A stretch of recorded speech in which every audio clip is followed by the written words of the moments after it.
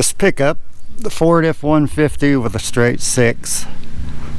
I've got a misfire on number 6. I have new plugs, cap, rotor, and wires in it, and I've swapped out the plugs, so I know that's not the issue.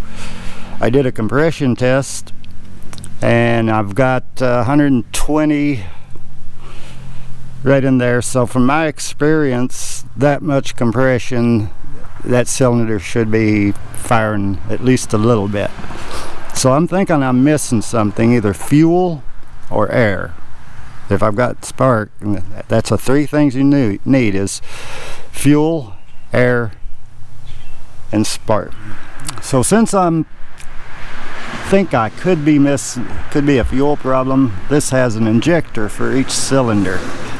And I need to get the number 6 injector. I would like to just be able to swap it with another injector and see if the problem switches to another cylinder. It'd be the easiest way to do that.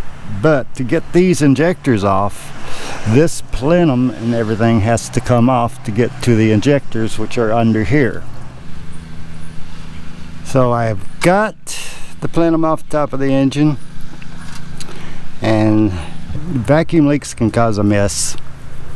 And when I got the plenum off, finally, the PCV valve holes that run up underneath it was broke right there. So I'm thinking that was probably my miss. Since I've got the injectors out, I'm going to check them, and I'm going to swap that one with one of the other ones, see if there's still a miss, see if the miss moves to another cylinder. I'm sure some people might watch this and want to know, well, how do I get this thing off? What do I have to take off, and what size wrench, and how do I get to it? Along the way, kind of show the differences between the 1948 engine and this more modern engine. How they do so much to do something so simple. On the Jeep, you had a carburetor, you had a idle air screw adjustment, maybe a couple of vacuum lines, distributor, rotor, cap. The Jeep had points where this has electronic control over. On this one, the throttle body, which would be basically the throttle plates and your carburetor. This electronic device here is the idle air control motor. That's basically your idle air screw adjustment. You have no adjustment over that.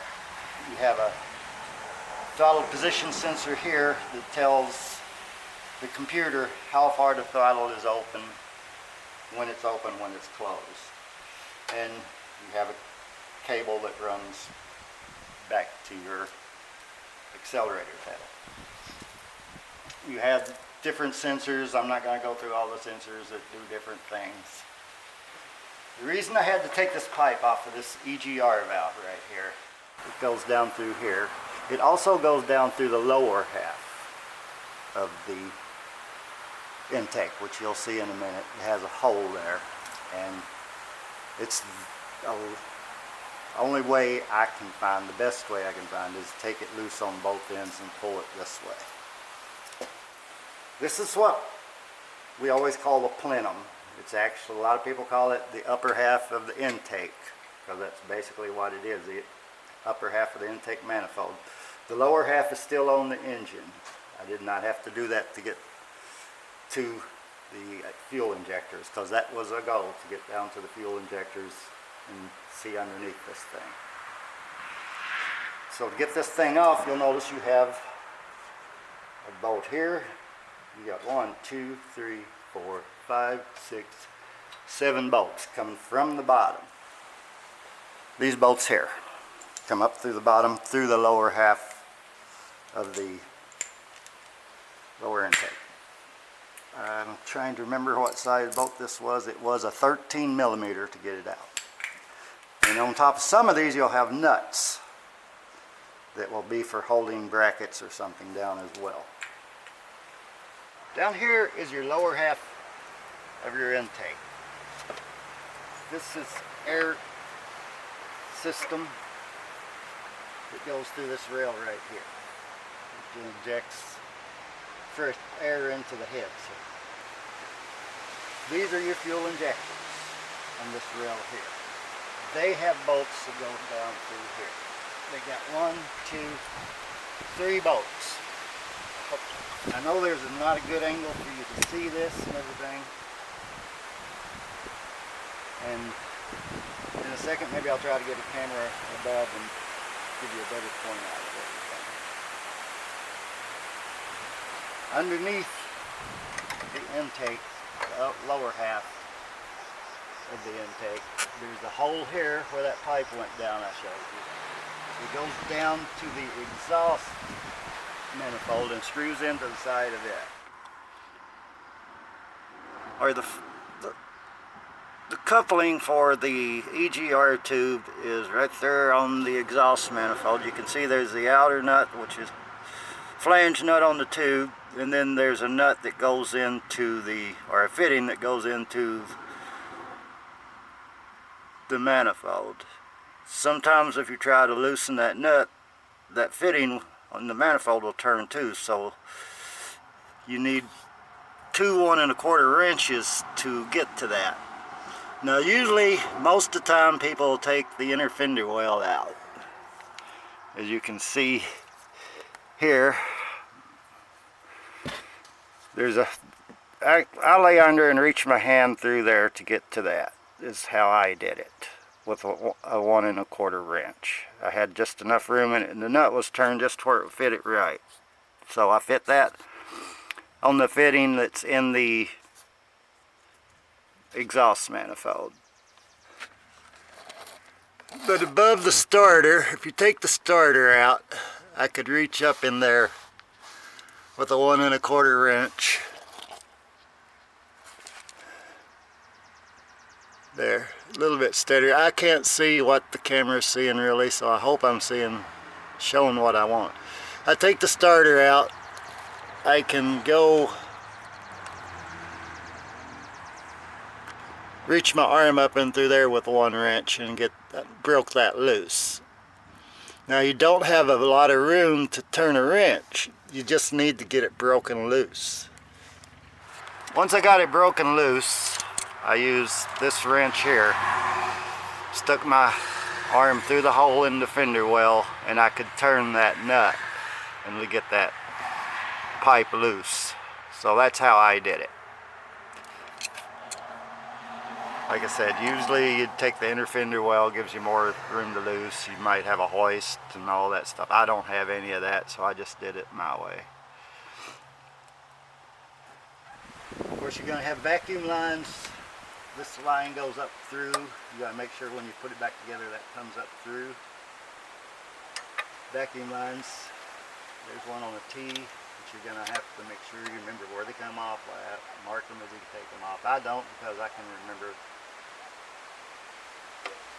Now, when you get these injectors, you have a fuel rail that they plug into here basically. They have a rubber seal and then into the head. They're electronically controlled by the computer, of course. And you have a fuel pressure regulator right here. So to get to any of this stuff, this upper half of the intake has to come off. And there are brackets for the air pump down below here.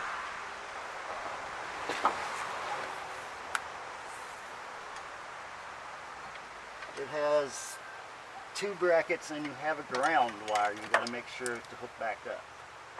This gives you a little bit better view of what we're looking at here, so you know what kind of space you're working with here and how to get to everything.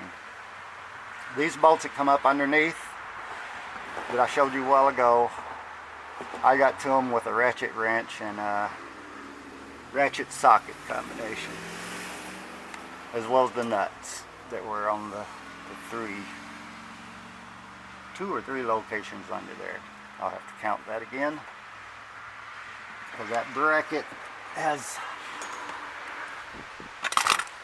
1 tab here that hooks to the stud on the other bolt, 1 back here that I can see, and I believe this bracket here has a bolt coming up from underneath on this corner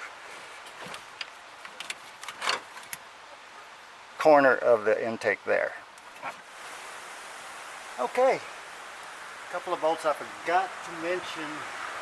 There's a bracket underneath here with a bolt on the block and a bolt underneath Plenum here, so that's another bolt you gotta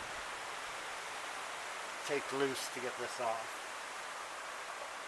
Right now I've got everything connected. These needs to be connected to run. I don't have like this tightened down yet. I don't have this bracket down yet and another bracket over there tightened up, because at the moment all I care about is it gonna run. Of course it's gonna run, but is the mist gone?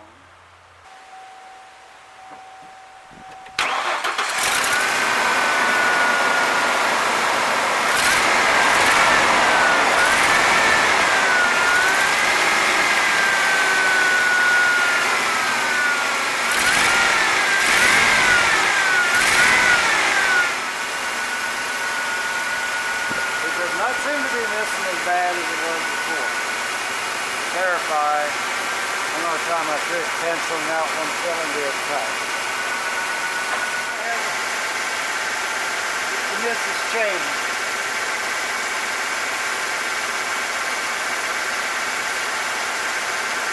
Number 6 is right here. Let's try it there. Number 6 is firing now, so it was not firing before.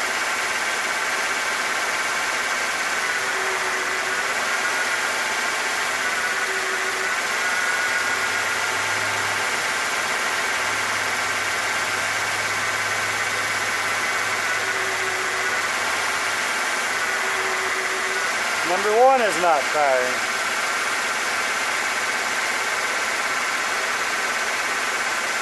So I had moved number 1, swapped number 1 and number 6 injector. Now it's not firing on number 1, so that tells me the injector. So now we know for sure. I'll have to pull it apart back then, but at least I have verified what the problem is.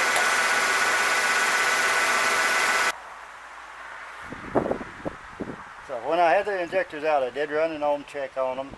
They were all within normal range, but just because the injector might be working electrically does not mean it's not plugged up or something. There's some very small passages in there, and it doesn't take much to plug in one up. So now we know. Next thing, I'll have it apart. I'll try the new injector in and we'll see what the results are now. I gotta order a new injector. So to replace this number 1 injector,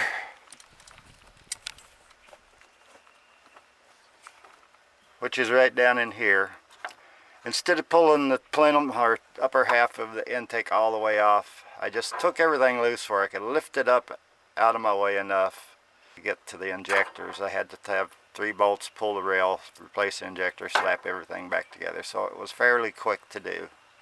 Everything came apart a lot easier because I just had it apart and I knew exactly where everything went and all that, so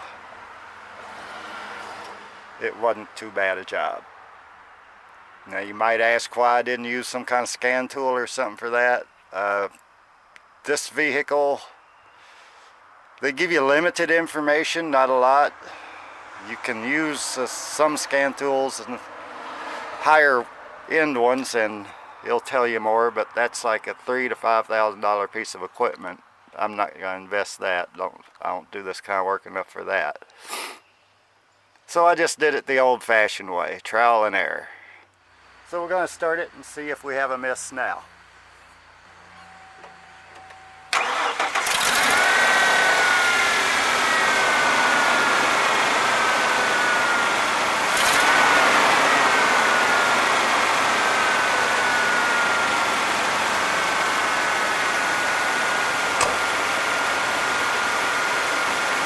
No more miss.